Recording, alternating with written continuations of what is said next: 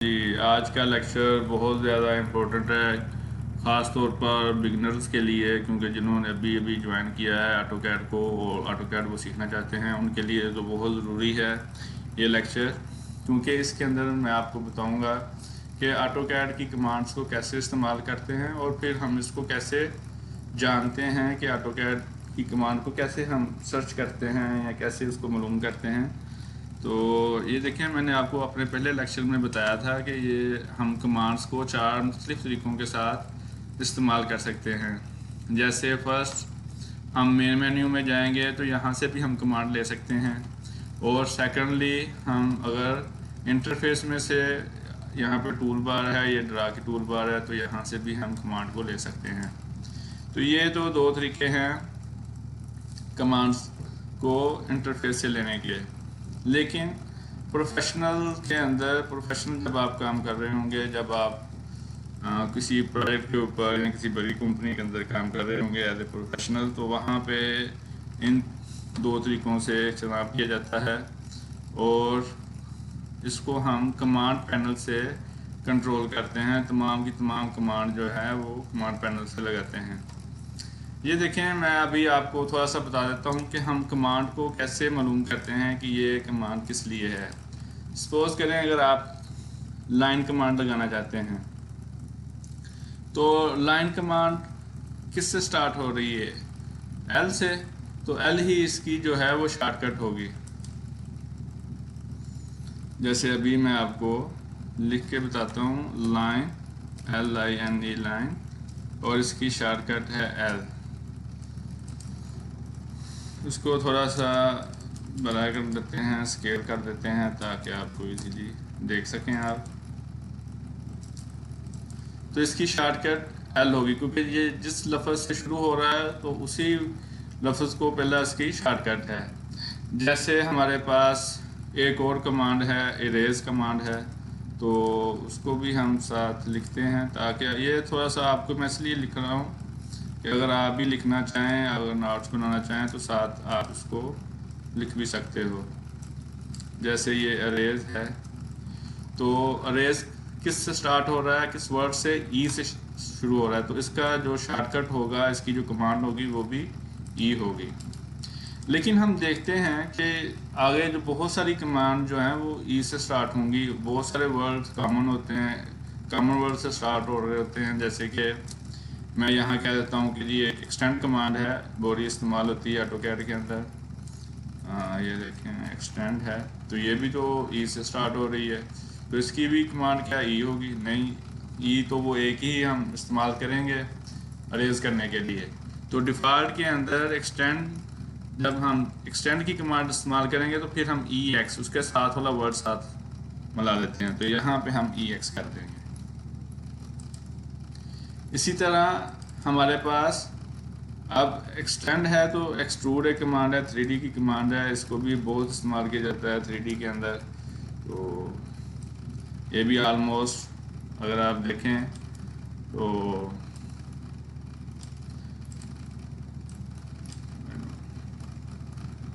EXT, और ये भी EXT से ही शुरू हो रहा है, एक्सटेंड भी एक्सट्रूड भी। तो यहाँ पे हम ये करेंगे कि ये EXT हो जाएगा, तो इसके साथ साथ वाला वर्ड मिलता जाता है।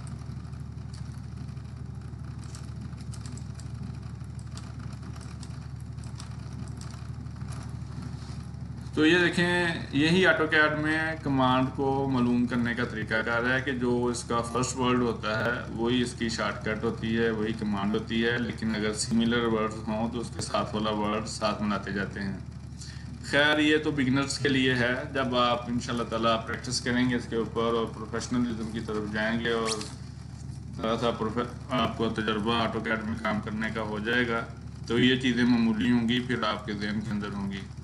मेन चीज़ है आपकी प्रैक्टिस, आप कितनी प्रैक्टिस करते हो इसके अंदर। और फिर यह बात मैं आपको बताता चला जाऊँ कि ऑटो कैड जो है ना, थोड़ा सा खुश्क सा है सब्जेक्ट, लेकिन इंटरेस्टेड इतना है कि जब आप इसके ऊपर काम कर रहे होंगे, जब आप इसमें काम कर रहे होंगे, तो टाइम के गुजरने का एहसास नहीं रहता बंदे को कि कितना टाइम गुजर गया है। मेन चीज़ आपका इंटरेस्ट है, आपका वो जुनून है कि आप कितना इसके बारे में रखते हैं, सीखने के बारे में। तो इंशाल्लाह ताला आपको मैं कोशिश करूँगा कि आसान अल्फाज में आपको समझा सकूँ ताकि आप इससे मुस्तफ़ीद हो सकें। तो ये तो था कमांड को कैसे मालूम करते हैं, एक मुख्तसर सा मैंने आपको बताया यहाँ पे। तो चलें स्टार्ट करते हैं ऑटो कैड की फर्स्ट कमांड के मतलब, वो है लाइन। लाइन जो है ऑटो कैड की बहुत ज़्यादा इस्तेमाल होने वाली कमांड है, और मैं आपको यहाँ पे थोड़ा सा बताता चला जाऊँ ड्राफ्टिंग के मतलब, कि जो ड्राफ्टिंग है उसको भी हम लकीरों की ज़बान कहते हैं, और ये भी इंटरनेशनल लैंग्वेज है, जैसे इंग्लिश इंटरनेशनल लैंग्वेज है, पूरी दुनिया के अंदर जानी जाती है, बोली जाती है। तो ड्राफ्टिंग भी इसी लिहाज से पूरी दुनिया में जानी जाती है, पहचानी जाती है। इसके रूल ऑफ रेगुलेशन पूरी दुनिया में एक जैसे हैं। तो अगर आप ड्राफ्टिंग में हैं और ड्राफ्टिंग सीखना चाहते हैं तो ये आपके लिए बहुत अच्छा है कि आप इसको सीख कर दुनिया के किसी भी कोने में चले जाएं तो आप एक अच्छी अर्निंग कर सकते हैं। और इसका सबसे ज़्यादा बेनिफिट ये है कि आप, ये इजी जॉब है, रिलैक्स जॉब होती है। आप ऑफिस में काम करते हो, साइड में तो बहुत ज़्यादा मुश्किलात होती हैं, गर्मी है, सर्दी है, वो बर्दाश्त करनी पड़ती है। लेकिन ड्राफ्टिंग के अंदर यह है कि आपके पास एक अच्छा ऑफिस का एनवायरनमेंट होता है और आप एक अच्छे अंदाज से काम कर रहे होते हैं। तो ये तो बहुत अच्छा है, हर आदमी कुछ ऐसे ही चाहता है कि ऑफिस के अंदर जॉब हो। तो स्टार्ट करते हैं जी लाइन कमांड। ये देखें मैंने एल प्रेस किया। एल इंटर करने के बाद जब तक मैं इंटर का बटन नहीं दबाऊंगा तो ये इम्प्लीमेंट नहीं करेगा, ठीक है। तो इंटर के लिए यहाँ पे 4 इंटर हैं। एक स्पेस बार जो होता है कीबोर्ड के, एक बड़ी सी टैब जो होती है उसको स्पेस बार बोलते हैं, तो वो भी इंटर का काम करती है। अगर आप उसको प्रेस कर देंगे तो तब भी ये इसके ऊपर इम्प्लीमेंट कर देगा। तो ये पहली बात जहन में रखनी है कि जब भी आपने कमांड लगानी है उसके बाद इंटर लाजमी दबाना है। वो स्पेस बार के ऊपर आप क्लिक कर दें, चाहे जहाँ पे कीबोर्ड में 2 जगह पे इंटर लिखा होता है तो आप दोनों जगह पे अगर आप क्लिक कर देते हैं तब भी ये इम्प्लीमेंट कर देगा। तो फर्स्ट तो ये आपने रूल अपने जहन में रखना है। उसके बाद आपने, मैं अपने बिगनर्स को जो नए नए इस ऑटो कैड को सीखने में के लिए आते हैं उनको मैं ये एक एडवाइस करता हूँ कि लाजमी आप कीबोर्ड के कंट्रोल पैनल या कमांड पैनल के ऊपर देखा करें और उसको पता करें कि वो क्या कह रहा है ऑटो कैड। सिर्फ आपको 3-4 मरतबा या 10 मरतबा ये पढ़ना पड़ेगा बिगिनिंग के अंदर, फिर आपको इतनी प्रैक्टिस हो जाती है कि आपको खुद ही पता चलता जाता है कि आगे कौन सा स्टेप है। तो ये देखें आपके कंट्रोल पैनल के ऊपर वो लिखा आ रहा है कि लाइन स्पेसिफाई फर्स्ट पॉइंट। ये देखिए यहाँ पे ये, क्योंकि लाइन जो है वो ड्रा की कमांड है, तो क्योंकि आज पहला लेक्चर है तो बहुत सारी चीज़ों को बताना पड़ेगा ताकि आपके वो समझने में ईजी हो। यहाँ पे मैं आपको एक बात बताता चला जाऊँ कि जब भी आप कोई ड्रा की टूल बार इस्तेमाल करेंगे, जब भी आप कोई चीज़ बनाने जा रहे हैं तो ऑटो कैड आपसे इस्तेसवार करेगा, आपसे पूछेगा कि आप कहाँ से शुरू करना चाहते हैं। जैसे लाइन है तो किस पॉइंट से शुरू करना चाहते हैं, अगर रेक्टेंगल लगा रहे हैं तो किस कॉर्नर पॉइंट से आप शुरू करना चाह रहे हैं, और अगर आप सर्कल लगाएंगे तो किस सेंटर पॉइंट से आप शुरू करना चाहते हैं। तो इसी तरह इसके बरअक्स जब आप मॉडिफिकेशन की तरफ आते हैं तो फिर वो क्या कहता है कि जी सिलेक्ट ऑब्जेक्ट, वो हमेशा आपसे यही पूछेगा सिलेक्ट ऑब्जेक्ट्स कि किस ऑब्जेक्ट को आप मॉडिफाई करना चाहते हैं। तो ये तो थोड़ा सा मुझे यहाँ पे बताना था अपने न्यू कमर्स के लिए ताकि वो इस बात को जहन में रख सकें। तो शुरू करते हैं ये फिर अगेन। ये लाइन कमांड ऑलरेडी हमने ले चुके हैं और यहाँ पे वो स्पेसिफाई फर्स्ट पॉइंट वो पूछ रहा है, तो ये मैंने कह दिया जी कि ये मेरा फर्स्ट पॉइंट है। अभी ये देखें ये बिल्कुल लाइन सीधी जा रही है, क्योंकि अगर आप देखें तो ये आर्थो हमारा ऑन है। अगर आपको सीधी लाइन नहीं चाहिए तो ऐसे इसकी आर्थो को ऑन ऑफ करने के F8 की होती है, ये आप ध्यान में रख लें। F8 की जो है वो आर्थो की ऑन ऑफ के लिए हम इस्तेमाल करते हैं, तो हम इसको इंटरफेस से भी ऑफ करवा सकते हैं। तो ये देखें एक फ्री लाइन हो गई है, जैसे मर्जी इसको किसी भी एंगल के ऊपर मैं अब लगा सकता हूँ। तो जब आप इसको स्टार्ट पॉइंट दे देंगे तो फिर वो ऑटो कैड, आप कंट्रोल पैनल पे जाएं, दोबारा यहाँ पे देखें कि स्पेसिफाई वो नेक्स्ट पॉइंट कह रहा है, तो आपने नेक्स्ट पॉइंट देना है। तो मैं कहीं पे भी क्लिक कर देता हूँ क्योंकि आज पहली क्लास है। इस लाइन को विदाउट हम किसी मेजरमेंट के और एंगल के लगाने जा रहे हैं तो सीखने के लिए, तो वो आपसे अब वो नेक्स्ट पॉइंट पूछता चला जाएगा। ये देखें, तो जहाँ जहाँ पे आप क्लिक करते जाएंगे वो उस दो पॉइंट्स के दरमियान में वो लाइन फिक्स करता चला जाएगा।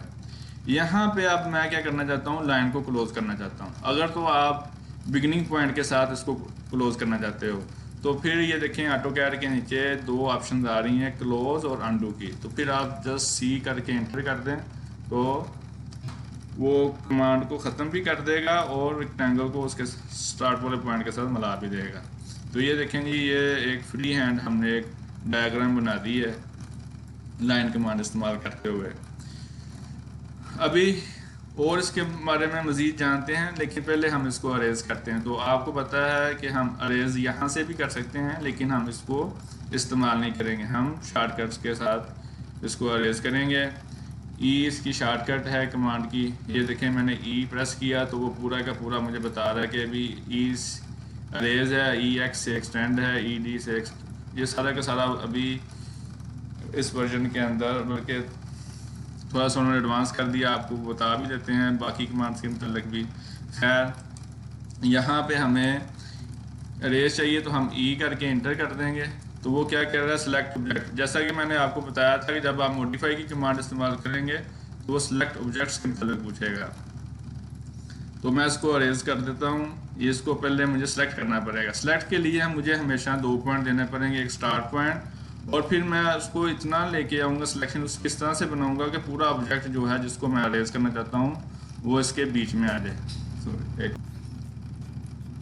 तो ये देखें, मैंने फर्स्ट पॉइंट ये दिया और अब ये देखें कि मेरी सिलेक्शन के अंदर पूरा ऑब्जेक्ट आ रहा है। तो यहाँ पे मैं जाके क्लिक कर दूँगा तो ये उसने ऑब्जेक्ट को सिलेक्ट कर दिया। ये देखें, उसका कलर भी धीमा सा हो गया है, तो इसका मतलब ये सिलेक्टेड है।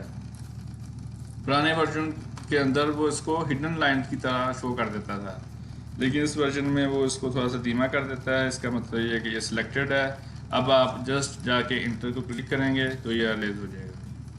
तो ये तो थी अरेज कमांड। दोबारा हम लाइन कमांड की तरफ जाते हैं। लाइन कमांड को दोबारा ले जाते हैं, एल इंटर किया, वो कह रहा है स्पेसिफाई फर्स्ट पॉइंट। ये मैंने फर्स्ट पॉइंट दिया, ये नेक्स्ट पॉइंट मैं देता जा रहा हूँ, ठीक है जी। अब ये देखें, सपोज कि मैंने काम करते हुए थोड़ा सा फॉरवर्ड हो गया हूँ, मुझे एक ट्राइंगल बनाना था लेकिन ये रेक्टेंगल की शक्ल बनती जा रही है। तो अब मैं इसको कमांड को ख़त्म करके दोबारा से नहीं बनाऊँगा, इसके अंदर एक और ऑप्शन है अनडू की। तो यहाँ पे अगर मैं यू करके इंटर कर देता हूँ तो वो वापस हम पिछले पॉइंट की तरफ चला जाएंगे। और यहाँ से अगर मैं इसको क्लोज करना चाहता हूँ तो सी करके इंटर कर देंगे। तो ये देखें, एक ट्राइंगल बन गई है हमारी।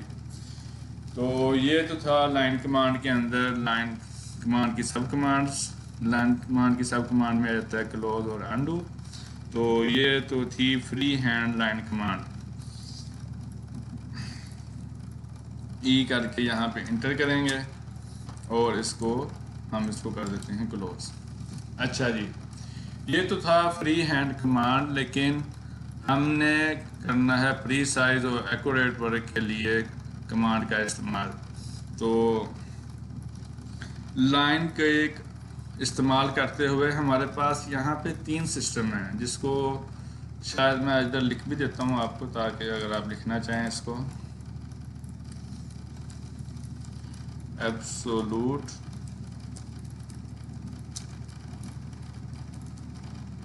कोऑर्डिनेट सिस्टम,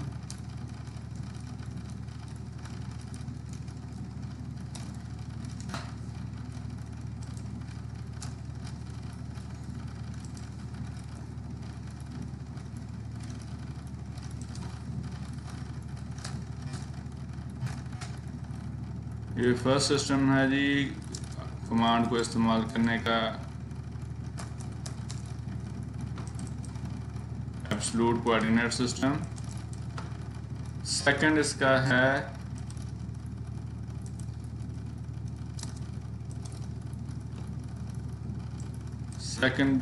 कहते हैं रिलेटिव कोऑर्डिनेट सिस्टम को, रिलेटिव कोऑर्डिनेट सिस्टम।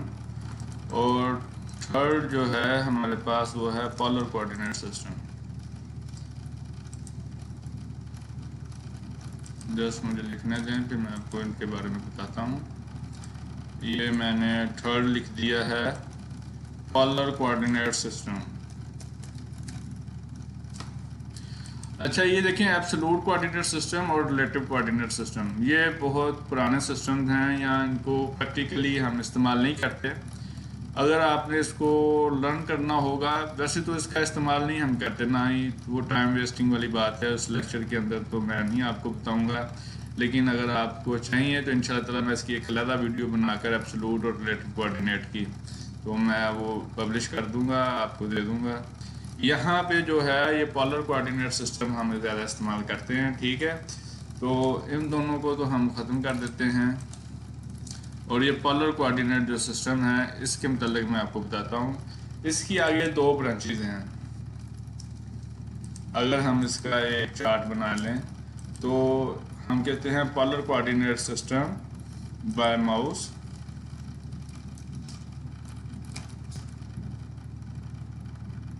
इसको खत्म कर देते हैं, और यहाँ पे हम यहाँ कह देते हैं 3 1। तो ये देखें, ये तो बन जाएगा आपका एक और polar coordinate system by mouse है, और सेकंड जो है पोलर कोऑर्डिनेट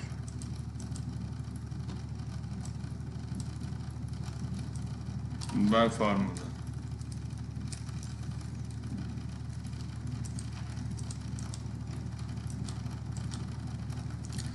अच्छा जी, इनमें भी जो बाय फार्मूला है वो प्रैक्टिकल काम करते हुए हम इस्तेमाल नहीं करते, क्योंकि ये एंगल्स को मालूम करना और सीधा करना उसके मतलब ये थोड़ा सा डिफ़िकल्ट होता है। काम हो जाता है लेकिन बहुत डिफ़िकल्ट होता है, इतना टाइम ऑटोकैड जो यूज़र है वो नहीं इस्तेमाल करता ड्राइंग बनाते हुए। तो ये माउस का सिस्टम जो है वो सबसे ज़्यादा प्रोफेशनल है और सबसे ज़्यादा इस्तेमाल किया जाता है, और जितने भी प्रोफेशनल्स हैं वो इसी तरीका को ही इस्तेमाल करते हैं। लेकिन मैं आज आपको दोनों ही सिस्टम के मतलब आगाही दूंगा, ठीक है, कि कैसे काम करते हैं। तो फर्स्ट स्टार्ट करते हैं बाय फार्मूला। ये देखें जी, हमारे पास फार्मूला को समझने के लिए आपको एक छोटी सी मुझे एक ड्राइंग बनानी पड़ेगी, तभी जाकर आपको ये समझ आ पाएगी फार्मूले की। कि यहाँ पे मैं एक लाइन ड्रा करता हूँ, ये देखें, ये मैं इसकी छोटी सी एक डायग्राम बनाता हूँ आपके सामने। ये अगर आप समझ जाएंगे तो समझ लें कि आपने पोलर कोऑर्डिनेट बाय फार्मूला का जो तरीका है वो समझ लिया है, उस पर आप फिर काम करना आपके लिए आसान होगा। तो ये देखें, अगर मैं इसको,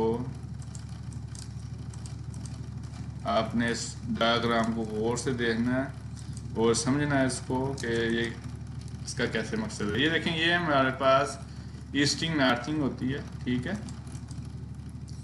तो यहाँ जो इसकी राइट साइड होती है ऑटोकैड के अंदर, ये इसको हम 0 कहते हैं। ये आपके पास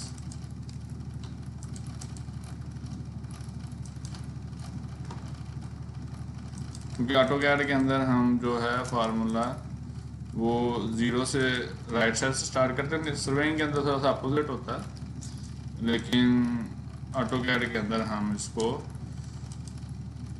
0 को जो है वो राइट साइड के लिए इस्तेमाल करते हैं। ये 180 है।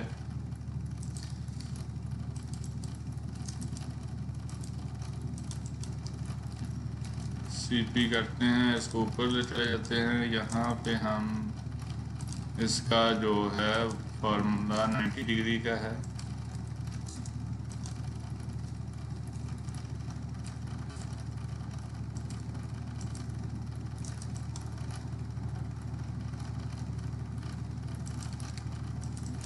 और इसके नीचे जो है ये 270 है। अगर तो आप इस डायग्राम को समझ जाएंगे, क्योंकि बिगिनर्स के लिए थोड़ा सा मुश्किल होता है समझना, बाकी जो प्रोफेशनल काम कर रहे हैं उनके लिए ये चीज़ें इजी हैं। तो खैर, अगर आप इस डायग्राम को समझ जाएंगे तो बाय फार्मूला के साथ काम करना भी आपके लिए इजी हो जाएगा। ठीक है, अब सपोज करें मेरे पास एक रेक्टेंगल है, उसका साइज है 100/70। तो 100/70 की हमने एक रेक्टेंगल लगानी है बाय फार्मूला। तो वो कैसे लगाएंगे, ये देखिए मैंने L इंटर किया, तो वो कहता है स्पेसिफाई फर्स्ट पॉइंट। तो ये मैंने फर्स्ट पॉइंट इसको दे दिया। अब यहाँ पे मैं आना एक फार्मूला आपको लिखता चला जाऊँ, क्योंकि इसका अगर आपको फार्मूले के बारे में नहीं पता होगा तो फिर आपके पास आपको ये समझना शायद मुश्किल हो। तो यहाँ पे मैं पहले फार्मूला एक मेंशन कर देता हूँ इसका, कि ये देखिए जब भी आपने फार्मूला लगाना है पोलर कोऑर्डिनेट का, तो यहाँ पे सबसे पहले लिखेंगे @ ये मैं लिख रहा हूँ डिस्टेंस का, डिस्टेंस लिख रहा हूँ। डिस्टेंस की वैल्यू होती है, कोई भी वैल्यू हो सकती है, 50, 70, 80,000 जो भी होगी वैल्यू, वो आपने साथ लिखनी है। ठीक है, यहाँ पे डिस्टेंस के ऊपर आपने वैल्यू देनी, कोई भी वैल्यू हो सकती है। और फिर इसके ऊपर आप लिखेंगे लेस देन एंगल। ये एंगल के लिए आपको लेस देन का बटन दबाना पड़ेगा और साथ यहाँ पे देना पड़ेगा एंगल। तो ये जो है इसका फार्मूला है, ये इसका फार्मूला है। एक मिनट में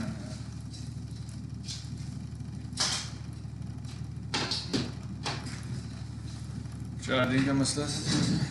तो ये इसका फार्मूला है, ये आपने इसको जहन के अंदर बैठा लेना है। अभी ये जो रेक्टेंगल लगने जा रही है वो है 100/70 की। तो इसका इस फार्मूले के तहत क्या होगा कि यहाँ पे हम लिखेंगे 70, और यहाँ पे ये देखें अगर आपने सीधा जाना है तो कौन सा एंगल लगेगा, 0 का एंगल लगेगा। तो यहाँ पे हम 0 लिखेंगे। और फिर अगर आपने ऊपर की तरफ जाना है, सॉरी यहाँ पे 100 था तो ये आपको 100 लिखना पड़ेगा, क्योंकि अगर पहली वैल्यू जो है वो x की होती है, तो ये आपको ऐसे लिखना पड़ेगा। उसके बाद ये 70 है, तो इसको जो ऊपर जाने के लिए 90 डिग्री, और फिर आपके पास आ जाएगा स्ट्रेट 100 वाली, लेकिन यहाँ पे हमारे पास जो एंगल आएगा वो 180 आएगा। और फिर जब आप नीचे की तरफ आएंगे तो आपको वैल्यू लगानी पड़ेगी 70, क्योंकि 70 डिस्टेंस है, और एंगल देना पड़ेगा 270। तो अगर तो आप ये फार्मूले याद कर लेंगे तो इसके साथ आपको रेक्टेंगल बनाना आसान हो जाएगी आपके लिए।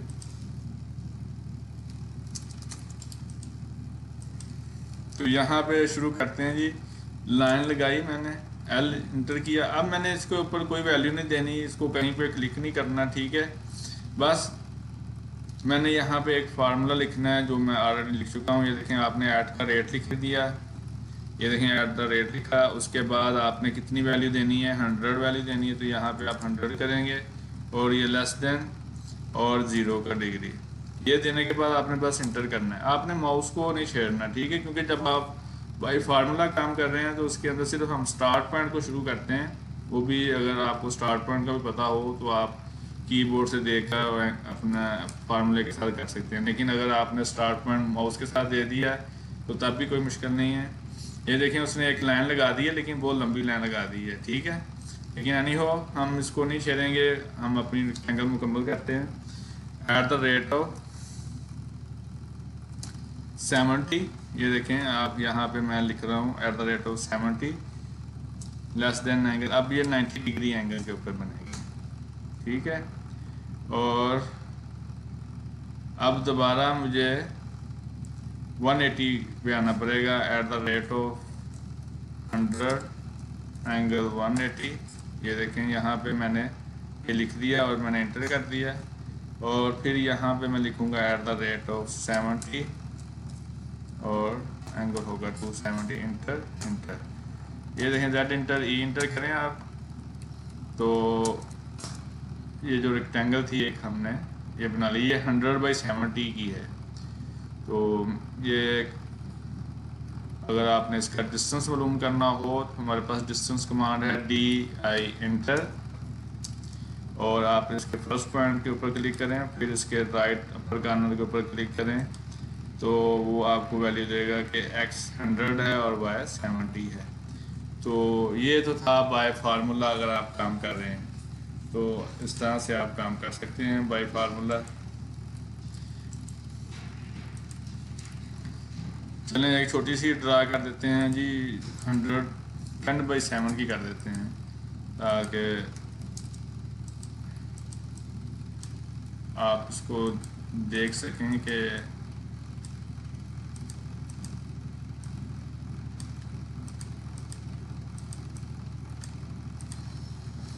तो ये इसका फार्मूला मैंने लिख दिया है 10/70 का।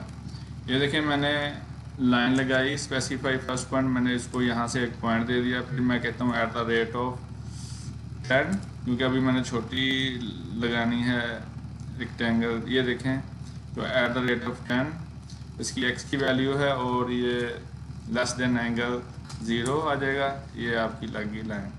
उसके बाद ये देखें आपको @7 है और एंगल आएगा 90, क्योंकि ऊपर जाना है तो 90 डिग्री एंगल के ऊपर। फिर @10 और आपने अब उसके अपोजिट में आना है तो 180 डिग्री आएंगे आप, ठीक है। और इसी तरह @7 और 270 एंगल होगा, इंटर। तो ये देखें आपके सामने मैंने बाई फार्मूला एक रेक्टेंगल ड्रा की है DI इंटर, और इसको मैं चेक करूँगा इसके साथ और डिस्टेंस को। ये देखें x आ रहा है 10 और y आ रहा है 7। तो ये देखें ये तो था बाय फार्मूला हम कैसे काम कर सकते हैं, लेकिन दिस इज़ वेरी डिफ़िकल्ट। अगर आप इसको प्रैक्टिकली एक टूल प्रोजेक्ट के ऊपर काम कर रहे हैं तो फार्मूले के साथ अगर आप काम करना चाहेंगे तो बहुत डिफ़िकल्ट होगा। तो इसीलिए हम जो है ये तरीका जो है ये भी इस्तेमाल नहीं करते। ये कभी कभी हमें यूज़ करना पड़ जाता है। अगर आपको ये चीज़ें जहन में होंगी तो इंशाअल्लाह ताला आप बाय फार्मूला भी काम कर सकते हैं। लेकिन अब हम आते हैं माउस के तरीके के साथ कि हम AutoCAD के अंदर कैसे काम करते हैं। तो ये तो था आपकी एक डायग्राम बाय फार्मूला। अब हम जा रहे हैं बाय माउस। ये देखें बाय माउस जो कि सबसे ज़्यादा मकबूल तरीका है AutoCAD में काम करने का। क्लिक किया आपने तो आपको सबसे पहले इसमें डायरेक्शन देना पड़ती है। अगर तो आपका 800, अगर आप बिल्कुल रेक्टेंगल बना रहे हैं फिर तो 800 आपका ऑन होना चाहिए, लाइन बिल्कुल वो 90 डिग्री के ऊपर या 0 डिग्री के ऊपर लगाएगा। अगर आपका 800 ऑफ है तो फिर आपने एंगल को बिल्कुल सीधा रखने के लिए आपको बड़ी मेहनत करनी पड़ेगी, तो फिर भी एंगल जो है वो सीधा नहीं होता। इसलिए आप कोशिश करें कि आप रेक्टेंगल लगा रहे हैं तो 800 ऑन ही रहने दें। इसको ऑन किया हमने, और अगर हम 10/7 की ही रेक्टेंगल लगा रहे हैं बाय माउस तो ये देखें मैंने स्टार्ट पॉइंट देने के बाद इसको डायरेक्शन दूंगा और वैल्यू पुट कर दूंगा। ये मैंने वैल्यू पुट कर दी। अब ये लाइन कहाँ पे ख़त्म हो रही है वहाँ पे जाकर मैं ऊपर की डायरेक्शन दे दूंगा, यहाँ पे इसकी वैल्यू दे दूंगा 7 वैल्यू है, और फिर मैंने इसको डायरेक्शन चेंज की मैंने, और यहाँ पे इसकी वैल्यू 10 आ रही है और फिर इसको नीचे की तरफ 7 आ रही है। तो ये देखें, और दोबारा एंटर करेंगे तो आपकी कमांड ख़त्म। ये देखें माउस के ज़रिए से हमने कितनी जल्दी और कितने एक्यूरेट तरीके के साथ हमने एक डायग्राम ड्रा कर ली है। ये देखें DI एंटर, और ये तो था 10/7। तो ये था आज का लेक्चर लाइन के मतलब। अगर आपने ये लेक्चर बखूबी देखा होगा, समझा होगा, तो आपको AutoCAD में काम करना बहुत आसान होता चला जाएगा। मैं उम्मीद करता हूँ कि आप इसकी प्रैक्टिस करें।